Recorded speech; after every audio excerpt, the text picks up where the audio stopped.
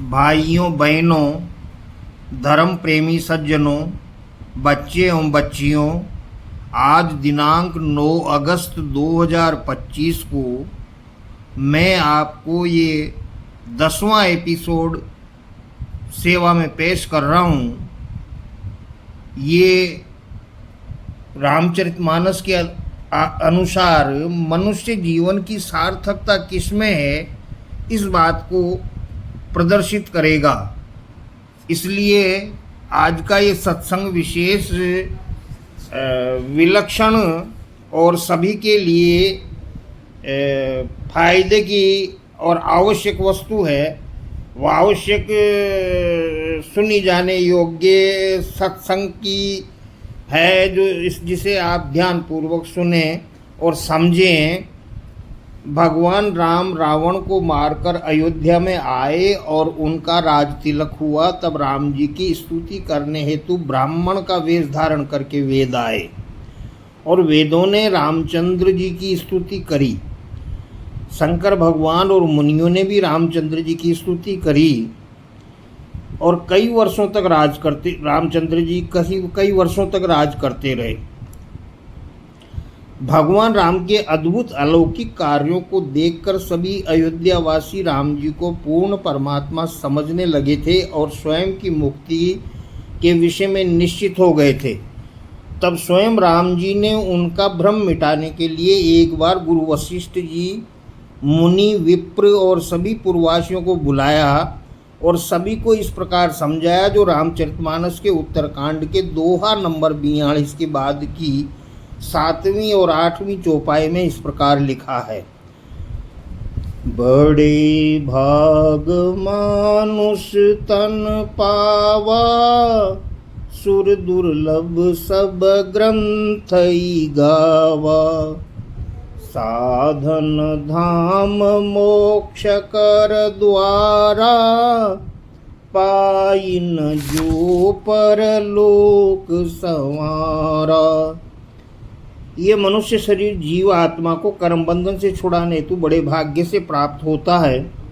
सभी धर्म ग्रंथों ने यही बताया है कि मनुष्य शरीर देवताओं के लिए भी दुर्लभ है, क्योंकि मनुष्य शरीर से ही परमात्मा को प्राप्त किया जा सकता है। अर्थात मनुष्य शरीर में ही परमात्मा को जीवित अवस्था में प्राप्त करने की व्यवस्था है। ये सुविधा देवताओं को भी प्राप्त नहीं है। देवता जब मनुष्य शरीर में थे तब उन्होंने अच्छे कार्य किए और उनके द्वारा किए हुए पुण्य के प्रभाव से उन्हें स्वर्ग मिल गया। अब स्वर्ग में वे भोग सकते हैं। उनके लिए अपनी जीव आत्मा को कर्म बंधन से छुड़ाने और मुक्ति प्राप्त करने का रास्ता बंद हो गया है। शास्त्रों में कहा भी, पुण्य क्षीण मृत्यु लोके, अर्थात फिर जीवात्मा को 84 लाख योनियों में भटकते हुए कष्ट उठाना पड़ता है। इस मनुष्य शरीर से सभी प्रकार के साधन किए जा सकते हैं। अतः मनुष्य शरीर साधनों का घर है। भगवान राम अयोध्या वासियों से कहते हैं, इस समय आपकी जीवात्मा मनुष्य शरीर में है और सभी को ये देव दुर्लभ मनुष्य शरीर प्राप्त है। अतः इसे पाकर भी यदि परलोक नहीं सुधारा, जीव आत्मा को कर्म बंधन से छुड़ाकर मुक्ति प्राप्त नहीं करी, तो ऐसे लोगों के लिए आगे के दोहा नंबर 43 में इस प्रकार लिखा है। सो परत्र दुख पावई, सिर धुनि धुनि पछिताय। काल ही कर्म ही ईश्वरई, मिथ्या दोष लगाए। अर्थात जो मनुष्य शरीर प्राप्त करके अपनी जीवात्मा को कर्म बंधन से छुड़ाकर मुक्ति दिलाने का कार्य नहीं करता, वो शरीर छूटने पर परलोक में दुख पाता है और सिर पीट पीट कर पछताता है तथा काल पर, कर्म पर और ईश्वर पर झूठा दोष लगाता है। इसके आगे की चौपाई है, यही तन कर फल विषय न भाई, स्वर्ग स्वल्प अंत दुखदाई। नरतन पाई विषय मन देई, पलट सुधाते सट विशली। भगवान राम जी अयोध्या वासियों से कह रहे हैं, हे भाई, इस मनुष्य शरीर को प्राप्त होने का फल विषय भोगों में चित्त लगाना नहीं है।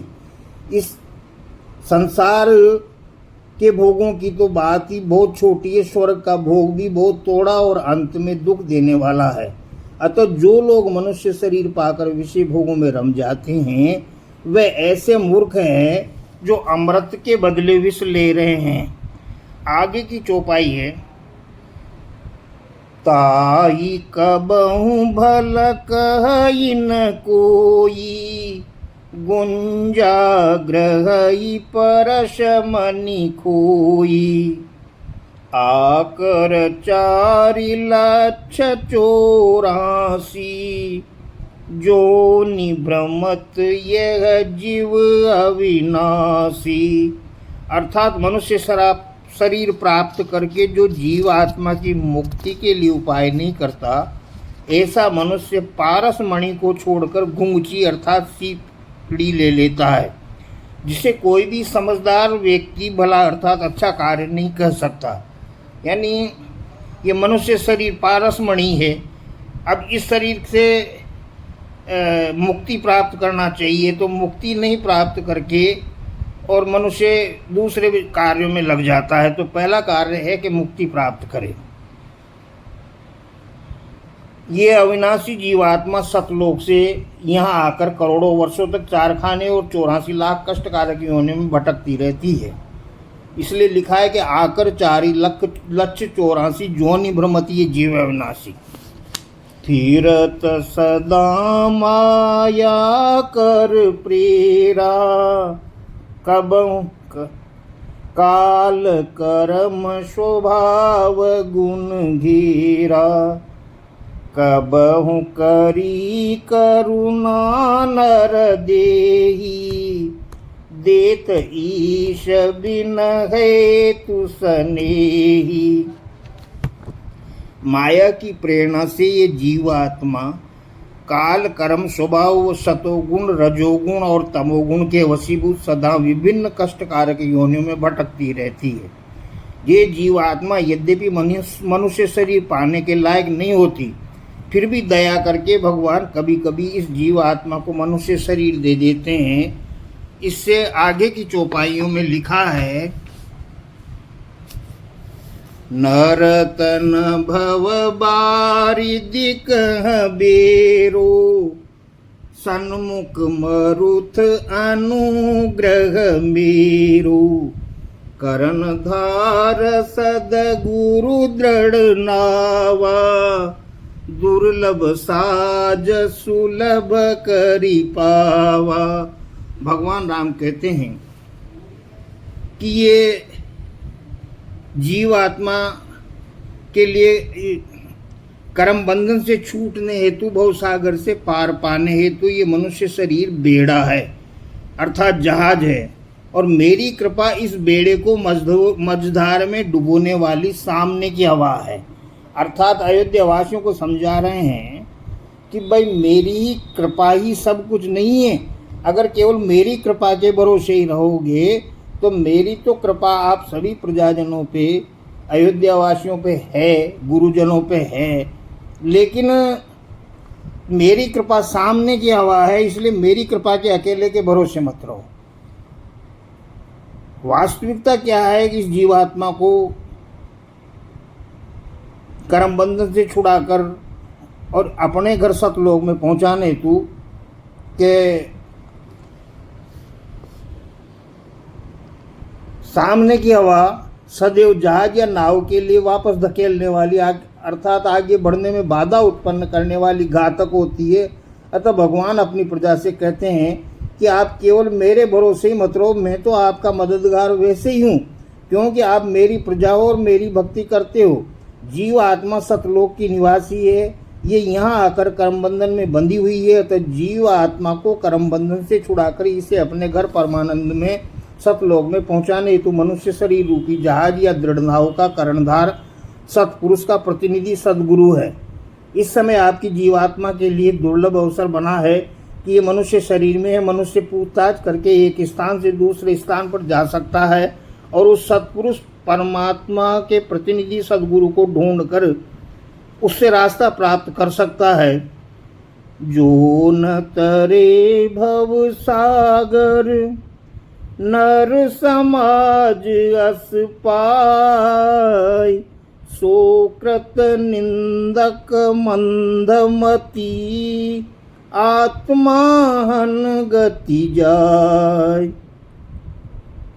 अर्थात जो मनुष्य मनुष्यों का ऐसा समाज पाकर भी जहाँ पूछताछ करके एक स्थान से दूसरे स्थान पर जाया जा सकता है, सदगुरु को ढूंढकर उसके पास जाकर नामदान लिया जा सकता है, हमारी त्रिलोकी के मालिक सहित आगे सतलोक तक पांचों लोकों के धनियों स्वामियों के नाम, रूप और आवाज़ के